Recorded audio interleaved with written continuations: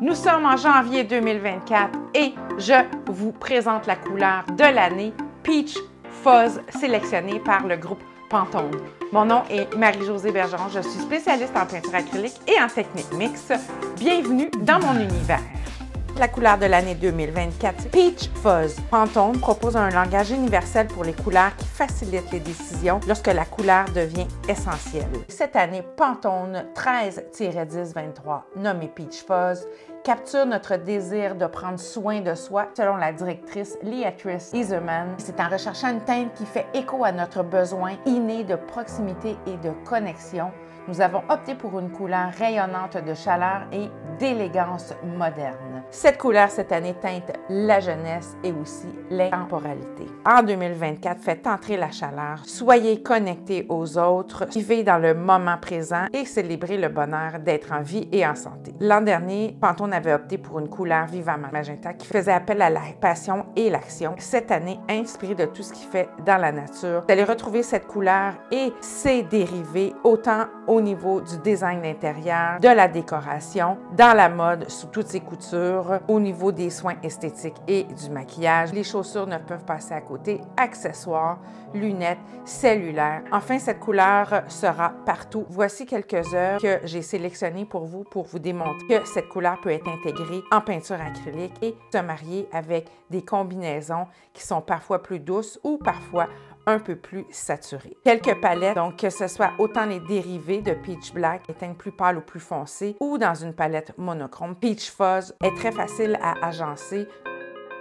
Tentons de reproduire la couleur Peach Fuzz. Je prends le cyan primaire de Golden ainsi que le magenta primaire de Golden et jaune moyen de Liquitex, je n'avais pas de jaune primaire, ainsi que du blanc titane et du noir de Max. Cette couleur, elle n'est ni rouge ni jaune, elle est orangé, donc le jaune et le rouge mélangés ensemble, qui est la couleur secondaire. Je vais ajouter du blanc et vous allez voir, cette couleur cache souvent une couleur complémentaire. Donc, vous voyez, elle est un peu plus claire. Comment assombrir une couleur et lui donner un peu d'ombre? C'est d'aller chercher sa couleur à l'opposé.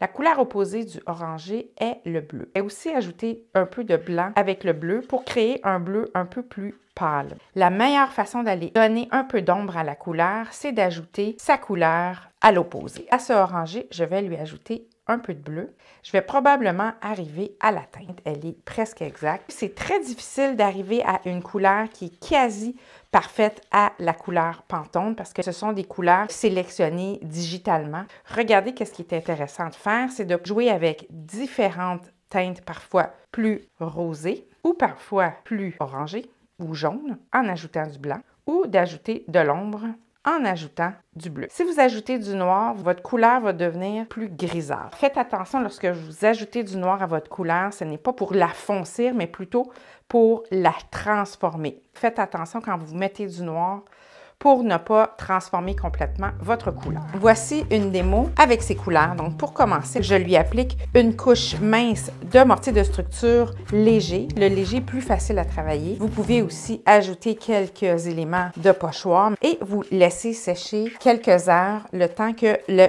mortier se fige correctement sur la toile. J'improvise une toile avec cette palette de couleurs que j'ai fait. Je vais ajouter un peu d'eau. Question de travailler un peu plus un effet au lavis. Ma couleur a tendance à être un peu plus jaune à certains endroits. Je vais lui rajouter un petit peu de rouge. Avec les couleurs primaires, je vais réussir à trouver un dégradé dans ces teintes. Je lui ajoute directement un peu de blanc.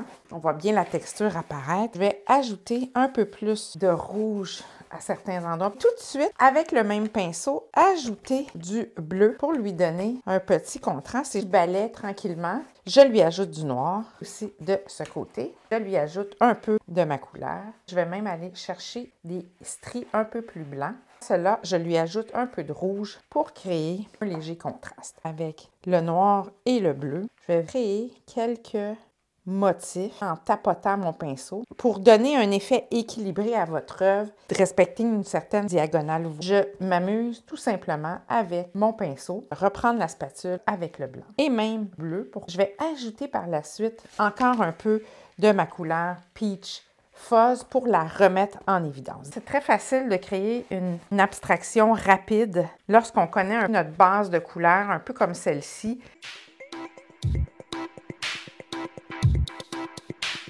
Ce que j'aime beaucoup faire lorsque je fais une abstraction rapide, c'est d'ajouter à cela des pastels à l'huile. Vous laissez guider votre main. Vous pourriez même prendre votre main non dominante. Faites quelques petites lignes et je le fais aux endroits où j'ai le plus de couleurs pour laisser libre mon centre. Vous pourriez terminer avec des petites pointes comme ça.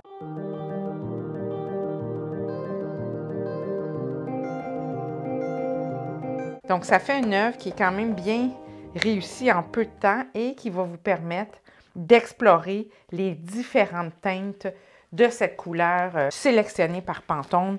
Et laissez libre cours à votre imagination. Sortez des sentiers battus, travaillez les teintes. Et vous voyez, mon assiette, elle est assez mélangée. C'est le but. Ce n'est pas de faire une œuvre qui est définitive et très bien faite, mais c'est d'explorer les palettes de couleurs. Lorsque on s'impose des couleurs, c'est comme ça qu'on apprend à créer des teintes et des multitudes de dégradés à partir des couleurs primaires. Si vous avez aimé cette vidéo, abonnez-vous à ma chaîne YouTube, c'est tout à fait gratuit. Et comme vous allez constater, j'ai plein de trucs coaching, conseils à vous offrir en peinture acrylique et en technique mixte. J'ai aussi de nombreux cours en ligne qui sont accessibles 24/7 et ce, à vie.